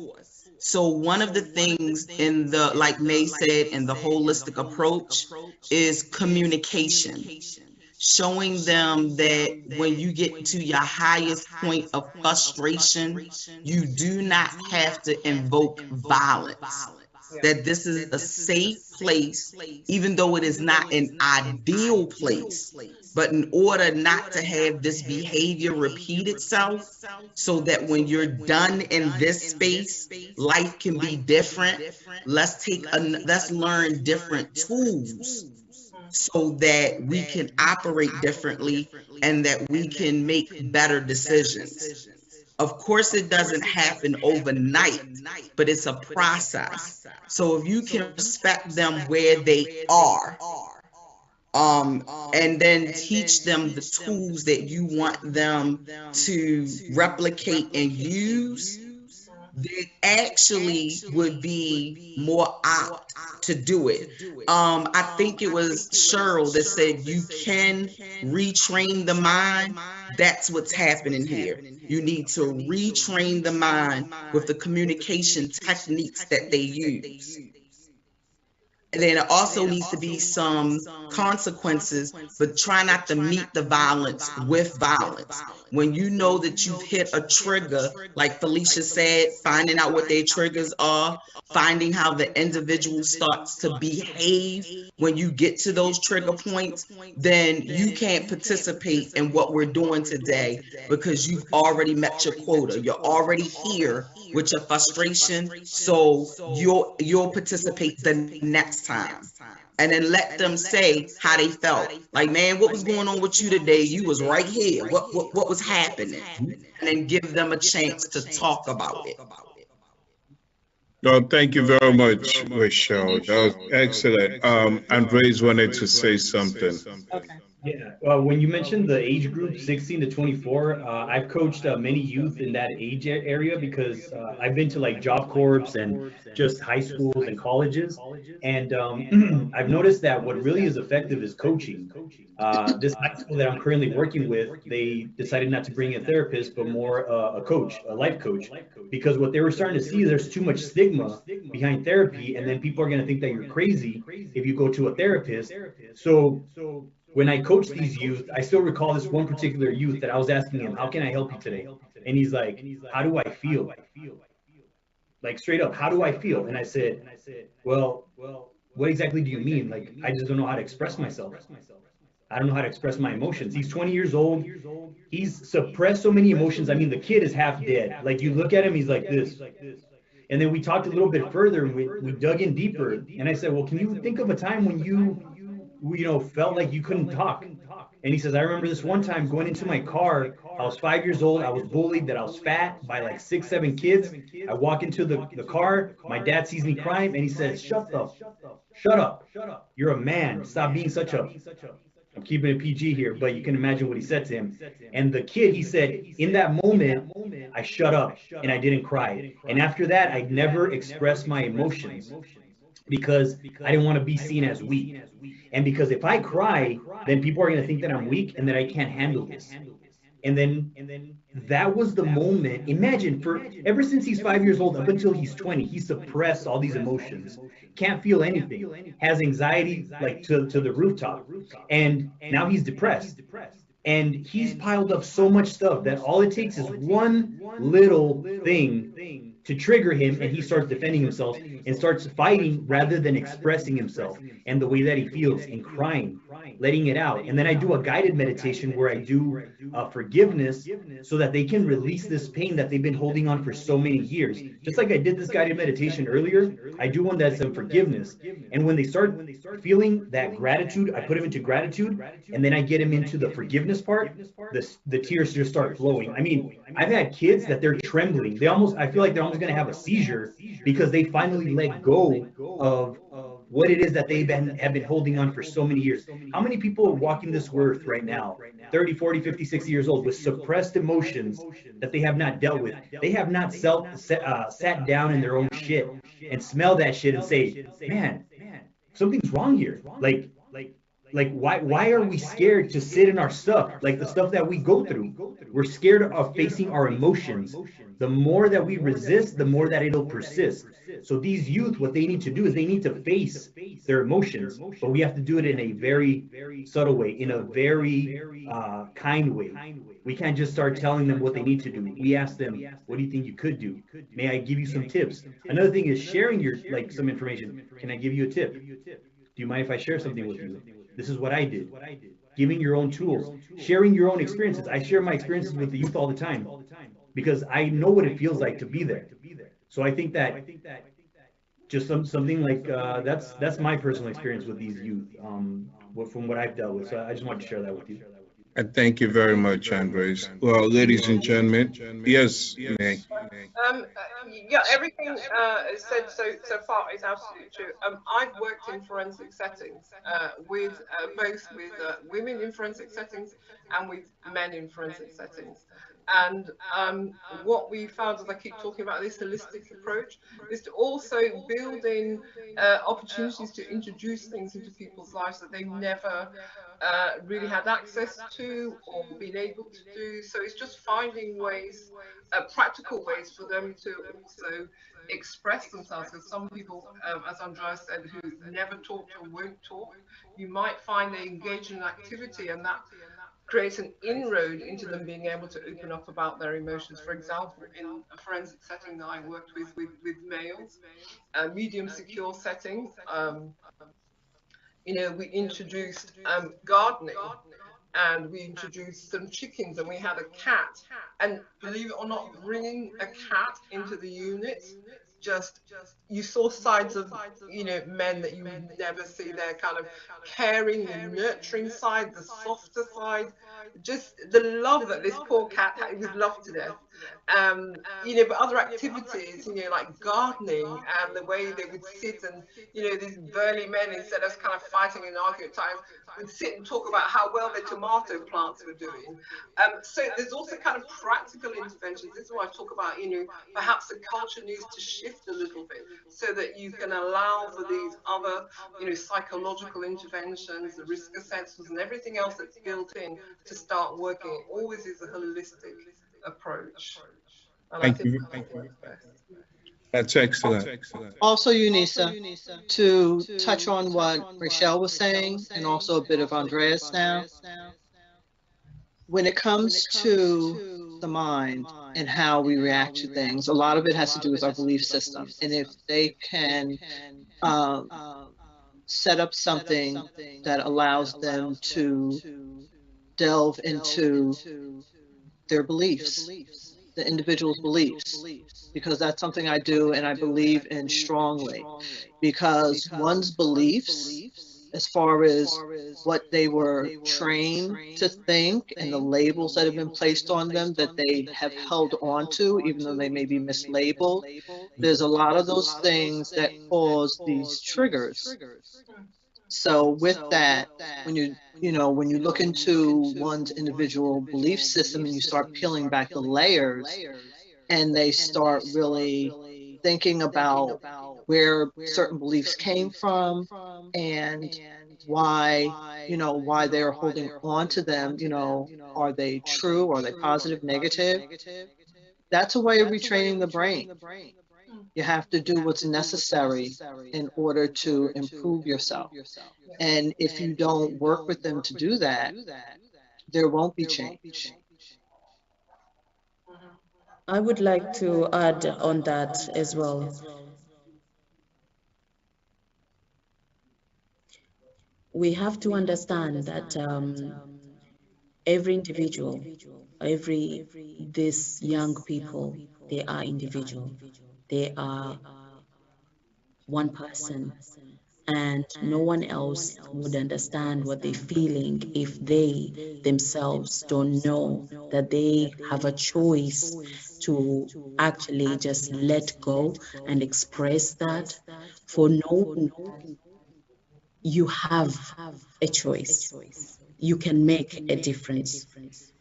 Standing and being proud of who you are as a person, but it doesn't matter what is surrounding you or what makes you to be that aggressive, or who is not there in your life, but actually standing up and say, from now, I'm taking responsibility of me, what I feel, what I think, not what other people want me to think, or what other people want me or they expect me to be.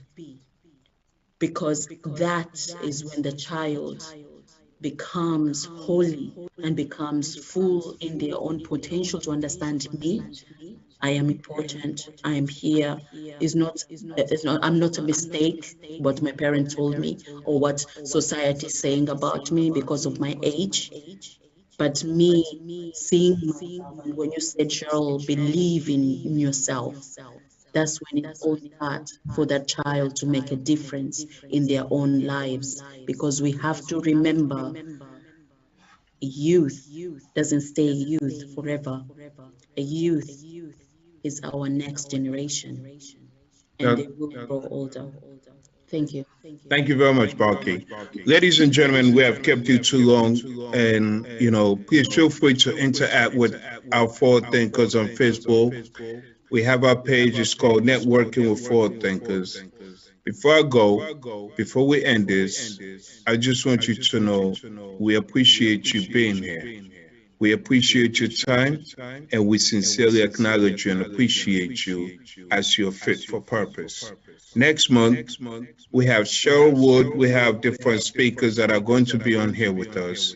We'll be giving awards to organizations, charities, businesses that are supporting the youths.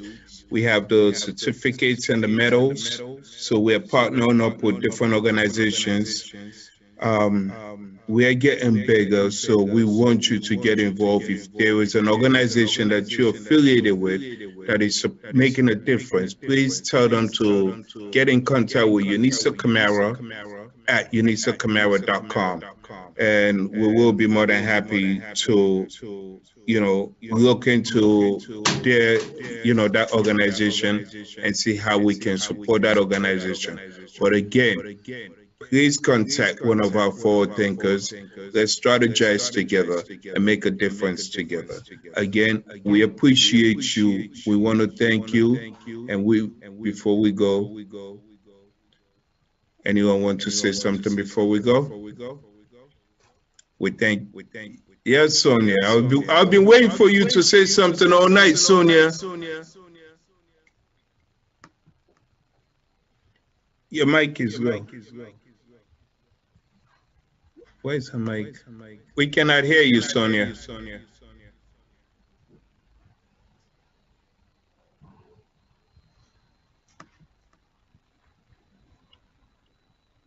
Ladies and gentlemen, my forward thinkers, contact Sonia. Her organization is big.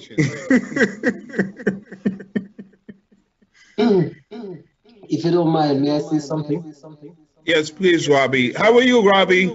I'm good. I'm good. I've been listening to each and every one of you, and I just want to say it was a great presentation. Thanks to all of you for your message, your inspiration, and as always, I like what you're doing, Unisa. This is great. Keep doing it. Keep touching lives. Right? Thank you very much. I appreciate you, Robbie. Thank you. Because Robbie's a young man from Canada, Jamaica origin, has his own TV platform in Canada. He's a young man that is striving to make a difference in the community. Please reach out to Robbie as well, because you'll be amazed of the work he's doing. And I'm sure you will be able to work with them where you can see a difference as well. He is approachable. If you go to the Forward Thinkers page, you will see Robbie's name on there and his organization. Or if you go to Lenibor Academy, that's what. Limburg Academy, that's him. Yes. Thank you so much. Sonia, before we end this, please. Can you hear me now? Now we could. Ah, okay. Sorry, I have a new desktop, and my partner assured me that it had a built-in mic, but I'm thinking, well, maybe I need to add one somewhere. So, Rachel, we shouldn't have the background fans whirring now, so I've got a new system, so hopefully that'll be a bonus. Yes, I hear. It's wonderful. Okay, there's a couple of people I wanted to reach out to, which I think I've just missed because they've left. I'm already connected actually with Andreas. I need to speak to him more because he is doing the kind of thing that I think I want to be doing. I just don't know how to get into it where I am. Now, obviously, a lot of you are working in the States, but there's stuff that I really want to incorporate. I'm not an organisation, a charity or a business per se. I have a lot of life experience and qualifications and education around all of these areas. I currently work with people with acquired brain injury, but I worked 12 months previous as a student liaisons officer. And, you know, the thing I noticed most was, as I think it was Andreas mentioned, was the biggest thing is listening to the young people today. You know, I wasn't a teacher there. I kind of like showed up and nobody really knew who I was. And I've been a bouncer, so I walked around with my headset and my earpiece on, and they were like, she works for MI6. But, you know, they would always come to me and approach me and say, you know, oh, Miss, you're the best teacher because you listen to us. And, you know, when I heard about this project, you know, it's really given me something that I'm passionate about getting into, but I'm just not sure which way to enter into it. So if any of you have any ideas or advice on how to get into that arena in the UK, would be very grateful to hear from you.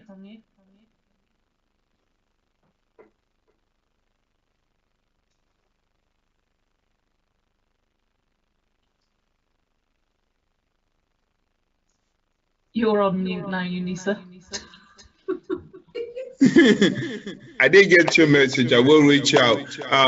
You know, it's just that we are so busy with putting a lot of these things together.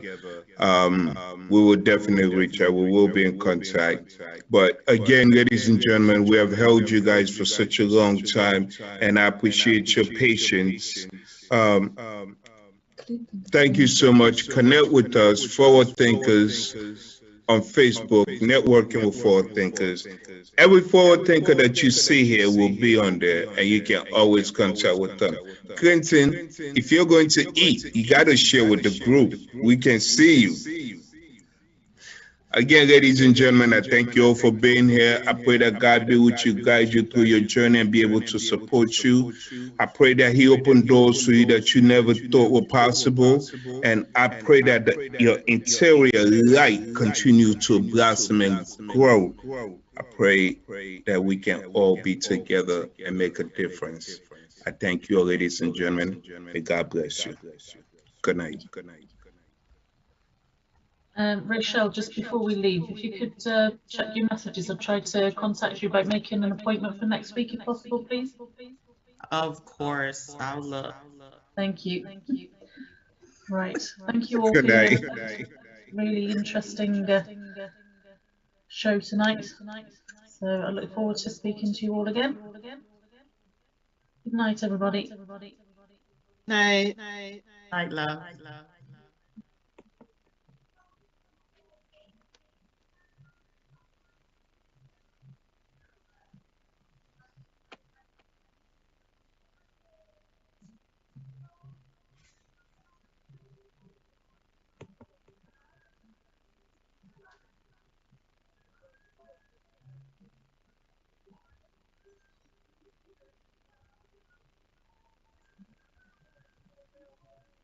Rochelle, Yes. bye. Okay, bye. I just wanted to make sure. Okay. Bye. It's been a pleasure. Absolute pleasure. You as well. Okay, I'm really gonna go now.